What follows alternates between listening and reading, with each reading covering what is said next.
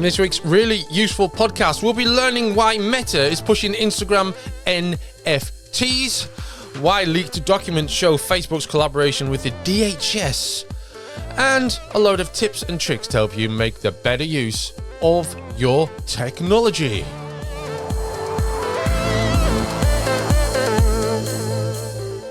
My name is Christian Corley, and with me is Gavin Phillips. Hey, Gavin. Christian, how are you doing, mate? I'm all right. How are you? Yes, very well, thank you. Yes, looking forward to getting stuck into this week. Absolutely. Yeah, we always record this on a Monday, 9 times out of 10, don't we? So we're. Do you know what? There's a lot of effort goes into looking good, feeling good, and doing something good first thing on a Monday morning, isn't there? Absolutely, and I do feel it kind of sets you up quite nicely, actually. It gives you a nice bit of focus for Monday morning when this time of year it can be a bit drab and grey in the UK, can't it? So it's a nice little boost, I think. It can. It's almost a default. We will push on to... Well, look... NFTs. We've talked about NFTs on the show before, and, you know, Gavin has explained to us what NFTs are, what they're not, and, you know, it's pretty clear that it's a bit of a specialised thing for people who want to spend money on a certain thing that they could maybe get just by, you know, right-clicking and saving. But we're now into this world where Meta, who have been making some increasingly strange choices of late, such as reinventing Second Life for The Office, are pushing NFTs on Instagram. What's going on with this, Gavin? Yeah, it's quite interesting. So over the weekend or towards the end of last week, Meta announced that they were going to allow creators on Instagram to basically directly sell NFTs to their users. It's interesting because NFTs are already available to be showcased on on Instagram. They announced this earlier in 2022. There's been some uptake from people that are into the technology, but it's still fairly niche, as you know, even cryptocurrencies are still relatively niche, despite how much you hear about them. And NFTs as a subset of that are even more niche. There's very few people that actually own them, you know. Yeah. But Meta is, as you previously alluded to, going big on the metaverse. You know, it's part of the reason why they changed their name, you know. And so this change is going to allow top creators, at least to begin with, to create non-fungible tokens and sell them directly to their users. How the actual process of sale will come about and how they will be stored isn't completely known yet, but we do know that they will use the Polygon blockchain, which is a very popular and slightly faster secondary chain to Ethereum. We won't get into all of that, but effectively they're going really hard on, you know, digital assets, digital content, and further integration into, you know, metaverse services, really. Yeah, I noticed they've said they won't take a cut of NFT sales until 2024. Yeah, that's interesting, isn't it? I guess they don't want to scare people off, really. If you are going to sell NFTs, and someone like Meta says we're going to take a huge chunk of the sale, you would quickly divert to one of the alternative platforms. And the now sort of well-established alternative platforms like OpenSea, Rarible, Super Rare, for instance, who take, I don't know the exact percentages, but it's not a great deal. But I'm guessing Meta would take a pretty hefty chunk when they do want to do it. Yeah. I've always thought the better operation would be take a small chunk of lots of things, but that's not always how these things work, is it? No, it's not. No. We'll see how that turns out, obviously. The Instagram being a sort of a marketplace for things is kind of a surprise pivot, I guess, in some ways. And if not surprised, then NFTs isn't the sort of thing that I thought they would be wanting to sell. No, it's not me either personally, but I can see how as part of a wider sort of, push into the metaverse and digital assets, if people are going to eventually be forced to go and be there, Well, people might want to look their best. We've seen things like in Roblox, the game where you can create things with blocks and what have you that isn't the same as Minecraft, but they have their own currency in that game, don't they? Robux. And many big companies actually have established stores within the Roblox universe. So, for example, you could go to the Gucci store in Roblox and buy your character an expensive outfit to, show that you're richer in Robux than other people. But yeah, I mean, that's not a new thing, because I mentioned Second Life earlier, and you could buy things in Second Life, like skins and landscapes and buildings and that sort of thing. So it's not a new idea. That the NFT element to this is a new development, I guess. I don't know, for those of us who, I don't want to sound old, because I first went on the internet in 1995. I had a computer in 1984. I'm not some sort of aging, creaky old Luddite, but selling digital assets, it's just never sat well with me, really, of this kind. It just feels... It doesn't. We'll see how it turns out on Instagram anyway, but I just can't see it being a long-term winner. Just like I don't see Facebook's whole metaverse, or Meta's whole metaverse thing in a workplace, digital workplace where everyone looks like a Nintendo me, really taking off. But that's just my take on it. It's interesting actually, because everything that we're talking about in today's show is social network related. We're finding out that Facebook has been collaborating with the Department of Homeland Security and police and other law and security enforcement agencies around the world to, quote unquote, crack down on the spread of disinformation. So they've joined forces. The project comes in the form of a portal, which is, I think there's more than one portal. It depends on where in the world you are. For the United States and DHS officials, it's called the Cybersecurity and Infrastructure Security Agency, has a portal that can interact with Facebook staff.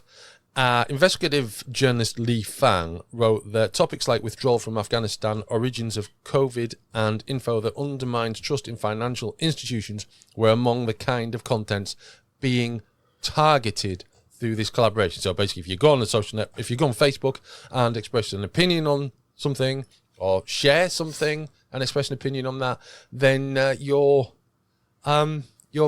thoughts and your quotes are being targeted and highlighted as misinformation, or subverted in some other way, perhaps lost or made invisible to other readers. This portal has been likened to President Joe Biden's failed disinformation board. In early 2022, he announced creation of this, a new board which received a lot of backlash from both right and left-wing supporters who thought that the US government should not have a say in what is true or untrue. I must admit, I spent a long time after hearing of the disinformation board thinking it was sort of like a pin board rather than a group of people. They're like a dartboard that they throw. Yeah, well, maybe, yes. So it's all about censoring disinformation, but there's always that big question of what is disinformation, who determines whether it's disinformation, and should government be the people determining what is disinformation when, of course, governments are very rarely honest and are prone to not playing hard and fast with the truth. So, it's kind of concerning, isn't it? It's tricky, isn't it? Because, as you said, you can put your trust in the government, but could you also put your trust into Facebook? I know, it's a big reach, isn't it?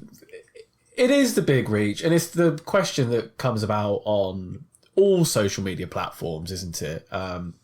And as we'll get into in a minute with Twitter, that's a lot of why Mr. Musk has even gone about buying Twitter to begin with, isn't it? Because of all the misinformation coming from whichever side of the aisle you step out of, it comes from absolutely everywhere. And people don't trust that social media platforms should be the ultimate arbiters of truth. And you kind of have to agree with that, really, because the admin teams of these social media networks are inevitably going to lean one way or the other, aren't they? And you're never going to be able to eliminate inherent bias from these platforms. So, but then the alternative is complete unbridled, madness. Madness, yes. Yeah. As we've also seen on other social media platforms that do go for a very, very open approach to this sort of stuff. So, we see disinformation come out of places like, was it 4chan and 8chan and 8kun and all that sort of places. So, and that's just to name a few. So I don't think there's an easy answer to anything like this and how you rein in the things and topics that people talk about on social media. I actually kind of believe it's impossible in many ways. Yeah, I think you're probably right.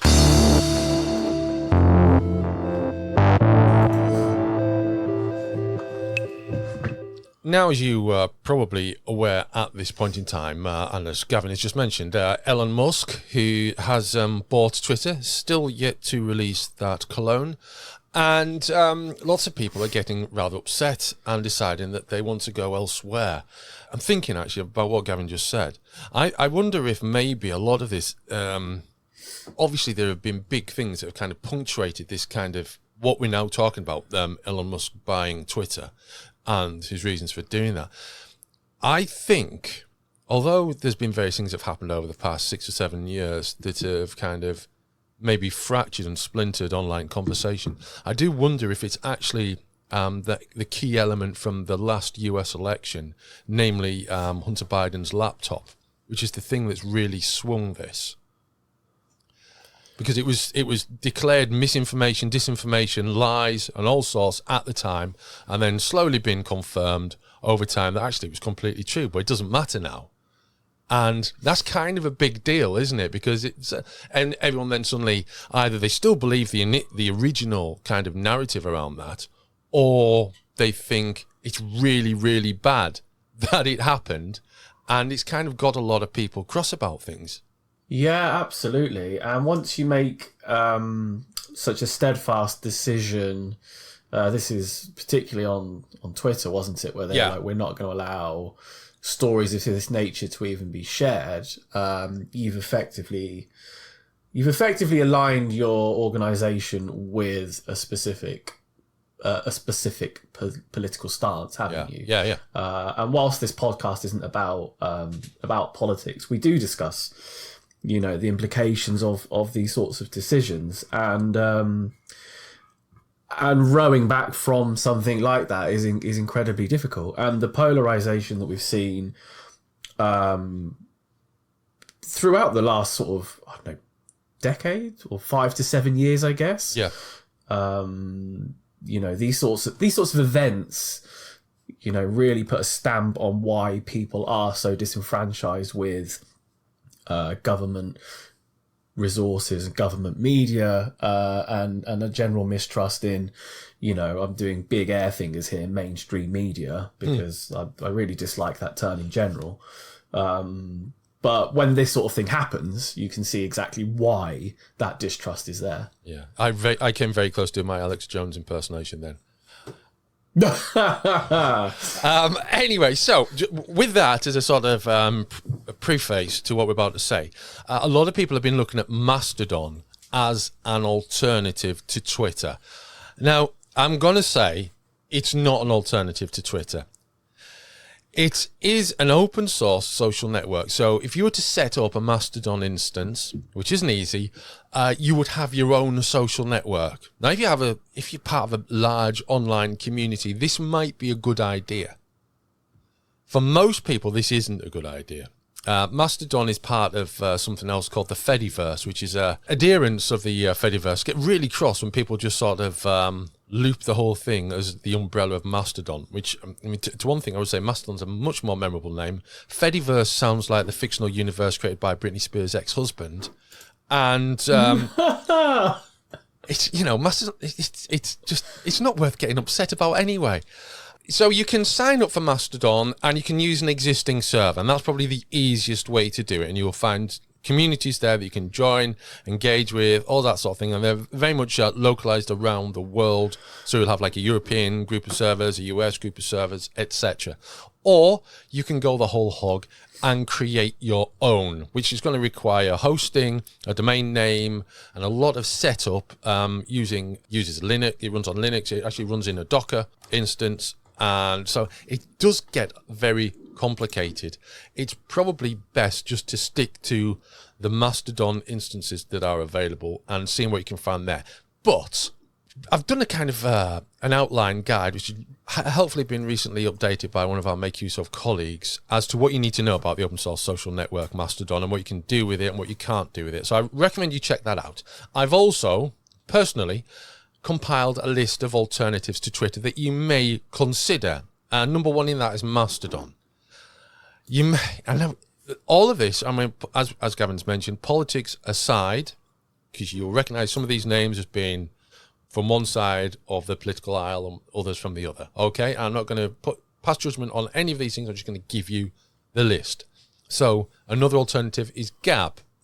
Another one is Amino, which I first compiled this list about 5 years ago, and I'm amazed Amino is still running. Another one is Getter, which is GTTR. There is Parler. There is Co-host. You've also got Counter Social, which kind of looks like TweetDeck. It's very political, Counter Social. So if the politics side of Twitter is something that you like particularly, Counter Social might be your preferred destination. There is Rafter, which, although it's initially launched a few years ago, it's kind of pivoted to become a community building platforms for universities, organizations, and clubs. There's Plurk, which I think is from Taiwan, and it kind of looks a bit like Twitter, only sideways. Best way of putting it. There's WT Social, which is it was conceived by Jimmy Wales of Wikipedia fame, and it's a very I think the best way of describing this, it feels more cerebral and reasoned and more aimed at more educated people than maybe standard social networks are. There's Instagram, which is a perfectly good alternative, particularly if you like sharing media on Twitter. There is Discord, which I think is probably the best option, because you can set up any conversation on Discord, any topic thing, and then people will join it. The problem with Discord is getting people to join it. So, yeah, that's 12 replacements that you may opt for if you do choose to leave Twitter. I'm personally not convinced by any arguments of leaving Twitter. It's never been well run. It never will be well run. It's as simple as that. It's like a football club.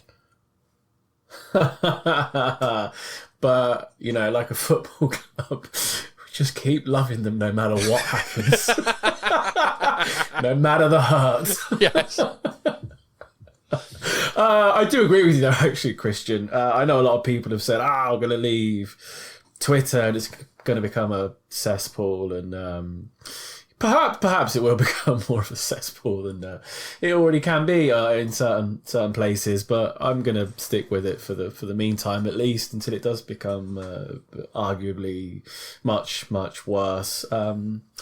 The interesting thing I find about Mastodon, and something I do think they could work on, and which is actually really usefully explained in the article you alluded to, is the sign-up process, which isn't entirely intuitive to someone who's used to going to a website where you create an account and you put a password and a username in, and that's jobs are good, isn't it? Yeah. So, for example, I don't know if this is just because they've had so many sign-ups, but the standard mastodon.social page, the first page that you land on with Mastodon, you can't make an account there. I'm guessing maybe because that's the universal feed, is it? So it then suggests you go and find a different server. So that's all well and good. You click on the button, find another server. You then create an account on a different server, but it doesn't necessarily make it apparent that the specific username you may have chosen is actually only relevant to that specific instance. Yeah. And that you will have to recreate or at least re-enter a different username when you create a new or enter a different server. In that, like you said, it is really useful. It's interesting and I really quite like it, but it's definitely not...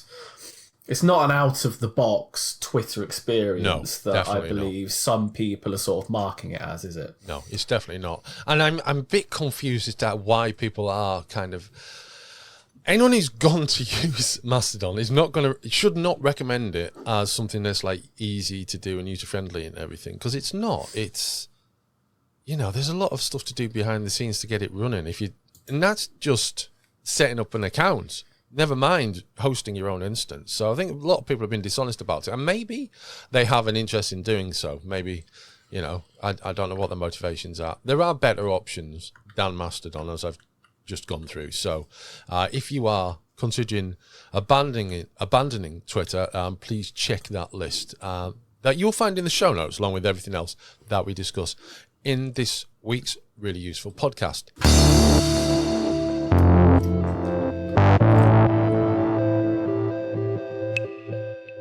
Well, that nicely, not really, brings us to the part of the show where we exercise our right to give you a recommendation. This is something that we may have watched, enjoyed, bought, seen, been hit over the head with. I don't know, anything like that. Something awesome that you can check out yourself. We both have one. I don't know who's going to go first, Gavin? You can go first this week, Christian. Okay, I'll go first. Well, okay. I've been waiting for this for months, and I was really nervous in case it actually would turn out to be not very good. However, it was really good. I really enjoyed it. I have a Roku stick, so I get the Roku channel, which means on Friday nights I could, but I didn't. I watched on Saturday. Watch Weird, the Al Yankovic story. I'm one of those few people in Britain who's heard of Al Yankovic, and also one of the few people in Britain who heard of Al Yankovic in the 80s and kept tabs on what he was doing. So, like a surgeon, and the one that was kind of popular in the UK, which was Eat It, and he also had a track on the Transformers the Movie album back in 1986, Dare to Be Stupid. Oh, I know them all. I've got them all. So I was really looking forward to seeing this. I'll tell you something. When I first heard about this movie, and that Daniel Radcliffe was playing Al Yankovic, I thought the whole thing was a spoof. Because why wouldn't it be? There's no reason for it to be real. But no, it is real, and it is absolutely just a really, really silly movie. I absolutely loved it. So there's so many things I could tell you. I don't want to spoil it, but it's just such a silly film. If you like Al Yankovic and you like silly movies, you should definitely check it out. I am planning to watch it. I've heard that it's Daniel Radcliffe, isn't it? Yeah, playing Weird Al. So I've heard that he does a pretty good job from some of the reviews I've read. Yeah. It's just so silly. The one thing I should add though is there's very little of his later material in there. I think it goes as far as, it all appears to be set between sort of 1979 and 1985, in the things that occurred way after 1985 appear in the movie, because they intentionally made it this sort of fictionalized in the way that the Elton John and the Queen movies were very fictionalized and things didn't happen in the right order. So they've done that intentionally here to kind of poke fun at that. But so there's no Lady Gaga parodies in there, or any. There's not even Pretty Fly for a Rabbi, unfortunately, which is one of my favourite. But little spoiler, Amish Paradise is in there. Aha! I was just going to ask about that. That's been one of my favourites.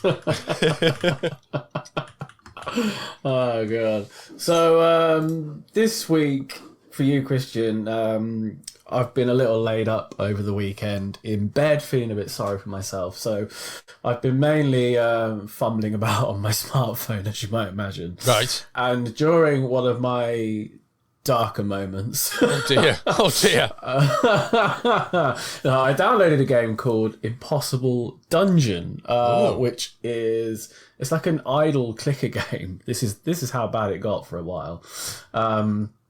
And it's one of those where you don't really engage with the game all that much. It just happens in front of you. Okay. So it's called Impossible Dungeon. Download it, and you get like an option of choosing your party. So you have a fighter, a ranger, a priest, and so on.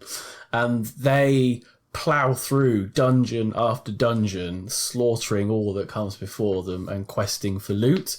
Okay. And as they proceed through it, they gather up like gold and resources and stuff. And you can power them up and give them little boosts and help them learn new spells and skills and this sort of stuff. It's a very, very passive game. It was built on the back of another game by the same developer called Click Apocalypse 2, Right. which is an incredible game, incredible name for a game. Sorry, and that's the same sort of thing. Like they go across the screen through all these dungeons and fight hordes of monsters and stuff. I've always had a bit of an interest in incremental, idle games, as when you're working and you sometimes you don't want to listen to music. Sometimes you do want to watch something, but you don't want it to be that engaging. No. And having these like characters on a small screen next to you, just, going about their business, going through, slaughtering the monsters, clearing out the dungeons is quite nice to glance at every now and then. So that's available on Android. That's Impossible Dungeon. And it's, if you've got nothing to do or you're on a long journey or something like that and you just want something to zone out to, then that's a good shout. I just looked it up on the Play Store, and the first line of the description is, "Can you conquer the impossible dungeon?" Brackets. No, it's impossible. Close brackets. Which I'm going to check it out for that alone. Well, thank you for that recommendation, Gavin. That brings us to the end of this week's really useful podcast. We have given all the information that we've discussed you'll find in the show notes. And if you find us on social network, such as Twitter or Facebook or wherever you may find us, or on your podcast player, do share any information that you think will benefit your friends, family, etc., or just your community. And we'll be back next week for a new show. Until then, it's goodbye from us.